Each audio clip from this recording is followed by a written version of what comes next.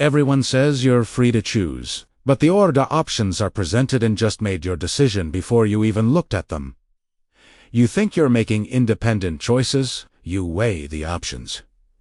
You pick what makes sense, but watch what happens. You open a menu.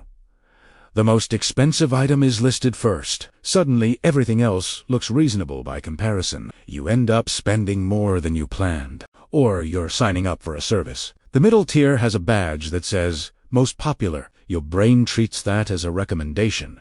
You pick it without comparing. You weren't manipulated by lies. You were manipulated by arrangement. The options were real.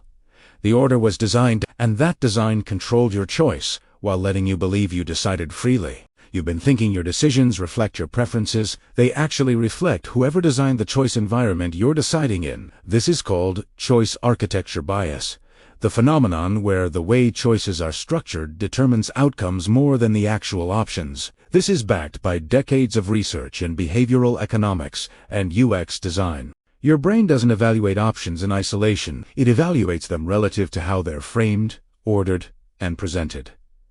The first option sets the anchor. The middle option feels safe. The default option feels recommended. This evolved because making decisions from scratch is exhausting, so your brain developed shortcuts based on context and presentation. The problem is every company, app, and website knows these shortcuts. They're designing the choice environment to guide you towards specific outcomes. Your brain thinks it's making efficient, informed decisions. It's actually following a path someone else built. Look at what happens when you're choosing a subscription plan. You see 3 tiers. Basic, Standard, Premium. Basic is stripped down. Premium is expensive. Standard is right in the middle, with a check. Your brain does the math. Too cheap feels lacking. Too expensive feels wasteful. Middle feels just right. You pick Standard. But that wasn't your decision. That was the designer's decision. They made Basic unattractive on purpose. They made Premium a decoy to make Standard look reasonable. The architecture pushed you to the option they wanted you to choose. Or you're in a store. The expensive item is at eye level. The budget option is on the bottom shelf, where you have to bend down. You grab the eye-level item, not because it's better, because it was easier to see. The physical architecture of the shelf made your decision. You think you chose based on quality. You chose based on placement. Think back to today. How many times did you do this? You ordered from a menu designed to push high-margin items. You clicked the pre-selected checkbox without reading it. You picked the default settings because changing them felt like work. Every interface you interact with is choice architecture, and it is all designed to guide you towards specific outcomes while making you feel like you're in control. You encountered designed choices. This makes you pick what they want you to pick, which reinforces your belief that you have good judgment, which makes you trust your choices more, which makes you less likely to question why you're always picking the middle option or the default setting. You're not just making one manipulated choice. You're building confidence in a decision-making process that's actually just following someone else's design. And here's what nobody tells you about this. The better the design, the less you notice it. Obvious manipulation makes you defensive. Subtle architecture makes you compliant. You see a pushy salesperson and you resist. You see a well-designed app and you think it's helping you. But both are trying to control your choice.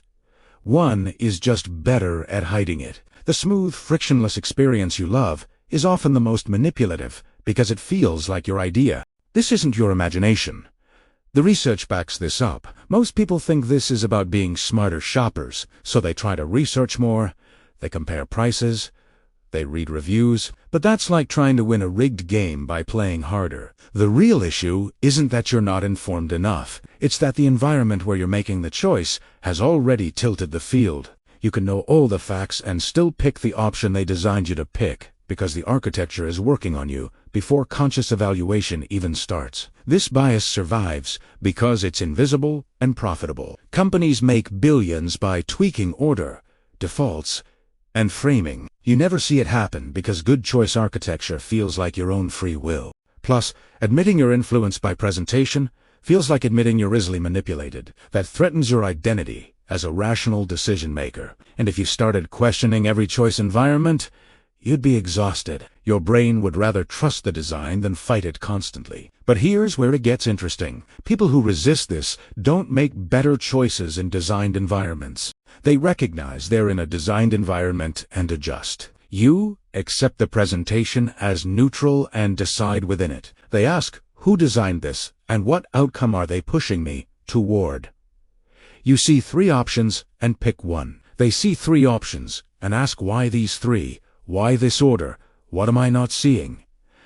The difference isn't better judgment. It's awareness that the frame is part of the manipulation. You're playing the game.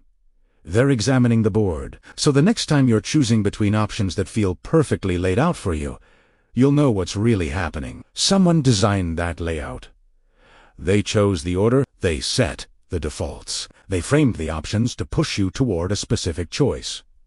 Your decision isn't as free as it feels. The architecture is doing half the deciding. Now you can catch it. You can see a perfectly presented choice set and ask, what am I being guided toward and why? You're not trying to opt out of all design choices. You're just seeing the design instead of mistaking it for neutral presentation. You started this video thinking you make your own choices. Now you know the way choices are presented has been deciding for you. That's not a small shift. That's realizing free will and choice architecture are in constant conflict, and architecture usually wins. You now know something most people will never figure out. What you do with that knowledge is up to you. Subscribe if you want more insights like this that actually make sense.